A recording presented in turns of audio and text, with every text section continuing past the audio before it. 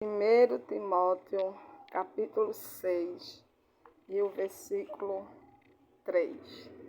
Vamos ler do 3 ao 6.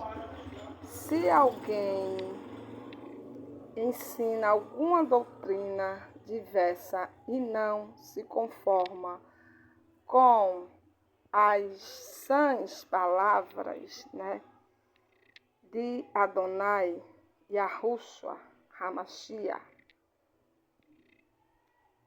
nosso soberano, Yahushua, o Messias, e com a doutrina que é segundo a piedade, e é soberbo, se alguém não ensina a palavra, de Yahushua. E engraçado que essa semana eu estava pensando em fazer uns vídeos, só falando sobre as palavras que o Messias, que Yahushua deixou aqui para nós, que é totalmente ao contrário do que o homem prega, Então, se contradiz muita coisa. Mas hoje eu quero falar sobre essa palavra, tá? Então, é soberbo e nada sabe, mas delira acerca de questões e contendas de palavras, das quais nascem invejas, porfias, injúrias, suspeitas maliciosas, disputas de homens corruptos de entendimento e privados da verdade, cuidando que a piedade é fonte de lucro. E, de fato, é grande fonte de lucro a piedade com o contentamento. Entenderam aqui, gente? Paulo aqui está falando com Timóteo sobre esses tipos de gente totalmente perdido, perdida, que ensina o que é errado, tá? Que está no erro, vive no engano, tem uma mente doentia, tá? O que é o evangelho para eles? Fonte de lucro. E não essa fé, A fé que o Machia pregou sempre, Eles não querem, tá? Um relacionamento com o Eterno, só querem lucrar. E tem gente que quer debater, que quer arrumar sempre uma explicação para algo que não tem o que explicar, tá? Aí tem gente que cria uma explicação para colocar o pensamento dele lá, a visão dele, Você pode criar a sua própria teologia, você pode criar a sua própria Bíblia, Isso não muda o que está escrito. Tem um monte de gente que dá a explicação que lhe convém. Isso não é servir ao Eterno. Isso é se enganar, tá? A pessoa não tem uma mente saudável. Mas é isso mesmo que você quer para a sua vida? Ser enganado pelos outros e levar uma meia dúzia de pessoas ao engano também? Eu quero a verdade. Mas nem todo mundo quer a verdade. Porque nem todo mundo quer parar com essa prática desse mal, como diz aqui no capítulo 4 e 5, Fala assim, É soberbo e nada sabe, mas delira acerca de questões e contendas de palavras, das quais nascem invejas, porfias, injúrias, suspeitas maliciosas, tá? E o versículo 5, o que é que fala? Disputas de homens corruptos de entendimento e privado da verdade, cuidando que a piedade é fonte de lucro. E aí, elas sentem inveja, se incomoda, fica implicando, tá? Sendo que por trás, né, daquela implicação, só tem uma resposta: inveja, tá? Aí diz, eu não tenho inveja. Sim, isso é inveja. Aí diz, eu não gosto de gente assim, mas é inveja. Você está incomodado, é inveja. Isso é estudado cientificamente. Quando você odeia alguém que nunca fez nada com você e, né, que nunca fez nada com você e fez com que você odeie essa pessoa, se incomode com essa pessoa do nada, isso é inveja. Aí alguns dizem, assim eu vou ter inveja do quê? Dessa pessoa, tá? Eu não sei, mas que a inveja é, entendeu? A inveja puxa outros sentimentos, brigas, difamações, porque onde tem inveja tem briga, tem difamações, porque essas pessoas julgam os outros por aquilo que elas são, entendeu?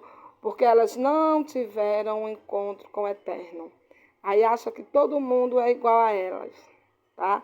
Só que ela não admite que ela é daquele jeito, tá? Vamos aqui para 1 Coríntios. 1 Coríntios, capítulo 8, versículo 3. Mas se alguém ama a Elohim, esse é conhecido dele. Entenderam? Quem é que ama ao Eterno? É aquele que guarda os seus mandamentos e aquele que guarda a sua palavra. É aquele que está o tempo todo passando por cima de si mesmo, por amor ao Eterno. O que aconteceu com Judas, né? Eu estou falando isso porque tudo isso acontece com pessoas que estão dentro da igreja. Nem todo desviado está fora da igreja, tá? São os que estão desviados dentro das igrejas. E eles vão contaminando os fracos. Vão contaminando aqueles que estão feridos, tá? Esses são os mais perigosos, porque eles já estão caídos, tá? Mas ficam lá. E Paulo falou dessas pessoas, mas eles jamais vão chegar e vão dizer, eu estou caído, eu preciso de ajuda, tá? E você não vai ouvir esse tipo de gente dizer, eu estou errado, como Judas. Judas tinha uma vida, e Judas abandonou aquela vida para seguir ao Machia, mas na verdade havia um objetivo em Judas, lucro, tá? Ele não queria um relacionamento com o Eterno. Algumas pessoas não querem um relacionamento com o Eterno. Elas querem apenas lucrar, tá? Algo. Nós temos promessas, mas as minhas intenções precisam ser corretas. Eu preciso amar, tá, a Elohim acima de todas as coisas e desejar ter um relacionamento com Ele e ver que o maior lucro é eu ter o meu nome no livro da vida, tá? E a minha maior riqueza. O mais interessante é que muitos foram embora, muitos, né, desistiram, mas os 12 não. E Judas estava entre os 12, porque quando todo mundo foi embora, ele não foi. Vamos aqui em Mateus.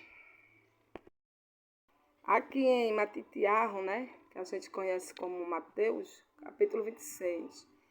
Vamos ler o 14 ao 16. Olha. Então, um dos 12, chamado Arrudá, né, que é Judas, tá? Arrudá, Judas Iscariote, né, que a gente conheceu como Judas, né, mas o nome é Arrudá, foi ter com os príncipes, né, com os principais rabinos, e disse, que me queres dar, e eu vou-lo entregarei. E eles lhe pesaram 30 moedas de prata. E desde então buscava ele oportunidade para o entregar. E aí? Entenderam? Entenderam qual era o objetivo, né, de Judas, né? Essa era a mentalidade dele, tá? E assim tem sido a vida de muitos, né? De muitos cristãos. Ele não teve um encontro com Elohim. As pessoas querem estar num lugar que tenha algumas vantagens para eles, né? Para elas. Tem gente que vive assim, o que é que eu vou ganhar com isso? O que é que eu vou ganhar, né? Indo para aquele lugar. Gente, vamos ver aqui o versículo 25. Versículo 25. Também Arrudá, Judas, que o traía, perguntou: porventura sou eu, Rabi? Respondeu-lhe Yahushua: tu o disseste. Hã? Tu o disseste, tá? O Machia já tinha falado no versículo anterior que ele ia ser traído, né? Quantas pessoas que praticam a mentira. Está batendo muito aqui, né? Deixa eu prender aqui a folha. Então, quantas pessoas que praticam a mentira, né? Dessa maneira, né? Ele já mentiu, ele já te enganou, ele já te vendeu, mas ele está dizendo não. Eu não falei nada. Como é que uma pessoa tem coragem de olhar para uma chia, né? E dizer, o Senhor se enganou. Eu não sou traidor, não, né? Você acha que só Judas achou que estava enganando ao Machia? Que tem de cristão que faz a mesma coisa. Eles mentem descaradamente. Depois vai falar do Machia, vai pregar. Como Paulo falou, essas pessoas têm a mente doente e não busca sair dessa cegueira. Vamos aqui em João. Yaronã, né? Yaronã, que a gente conhece como João.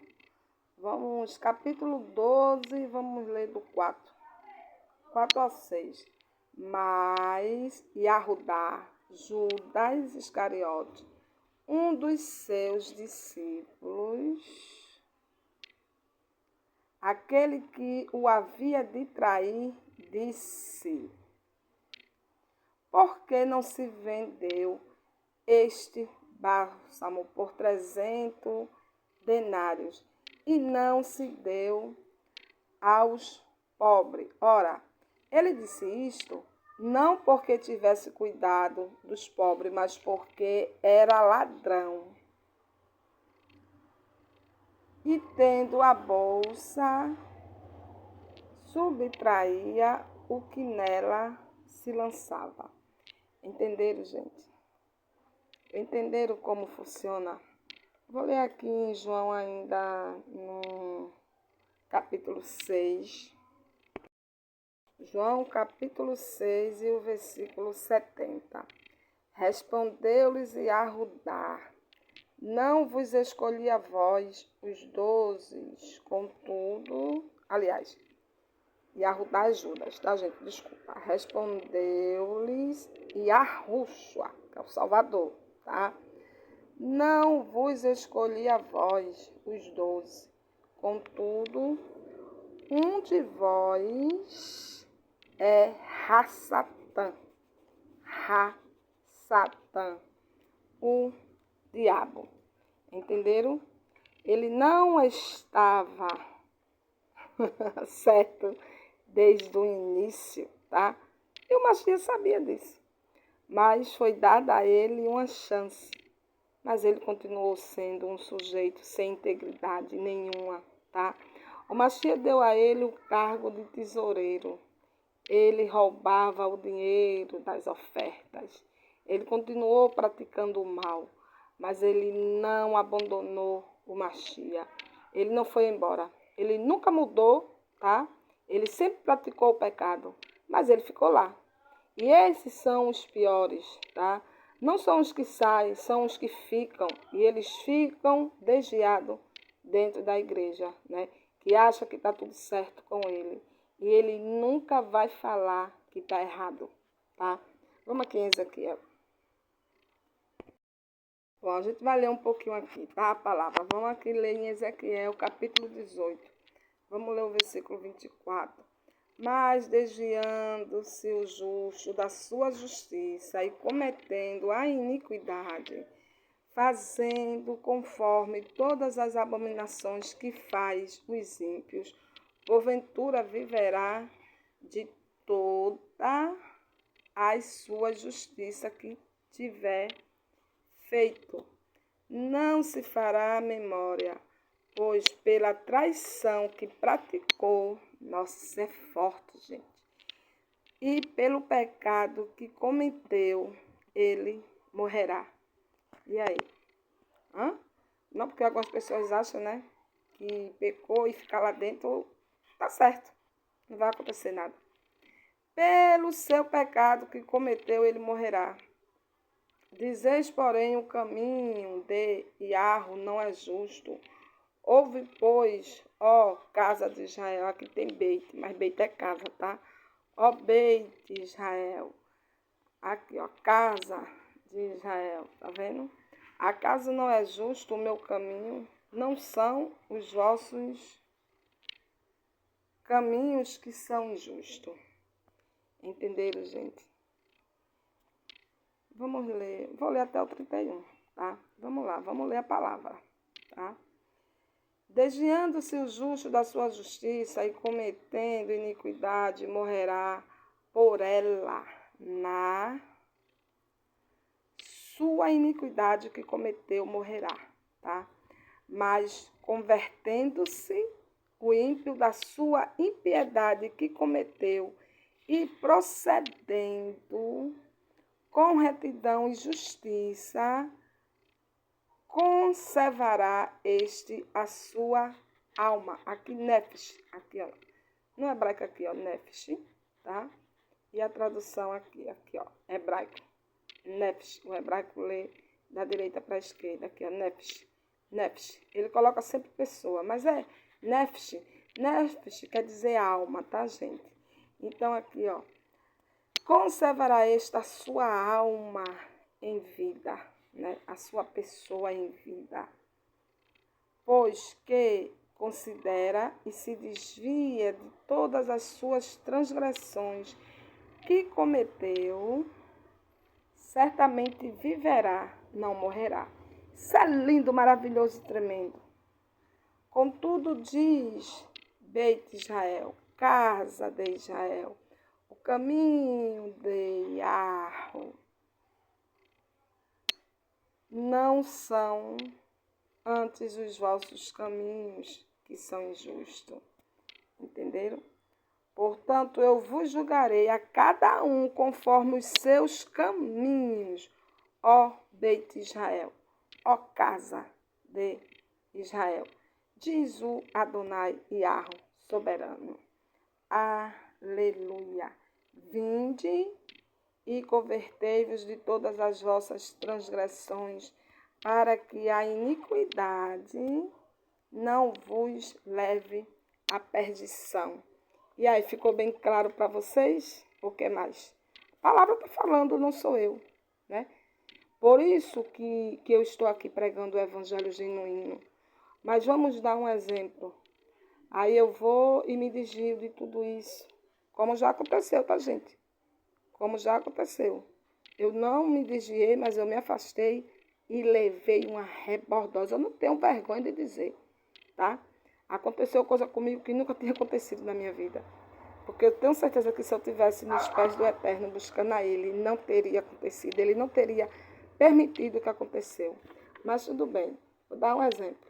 Eu me desvio, né, de tudo isso que eu tenho pregado. Então, tudo o que eu fiz até os dias de hoje foi em vão.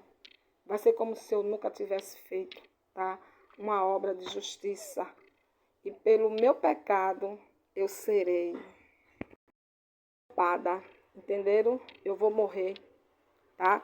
Aqui, ó, vamos ler aqui um provérbio aqui. Aqui, ó, gente. Provérbios 21.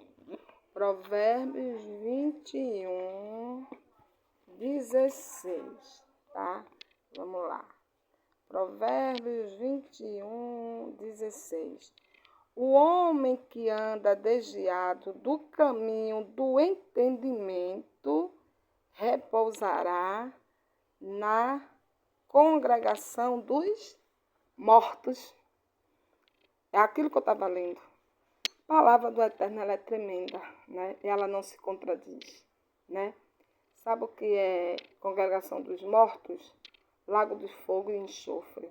Ou seja, a pessoa perdeu a sua salvação com o nível de consciência, né, que eu tenho hoje. Eu me desviar, eu nunca mais encontro arrependimento, porque a minha responsabilidade no nível que eu tenho hoje é muito maior, entendeu? E eu não posso confiar em mim mesma e achar que eu nunca cairia. Eu tenho que confiar no Eterno, porque é Ele que me sustenta.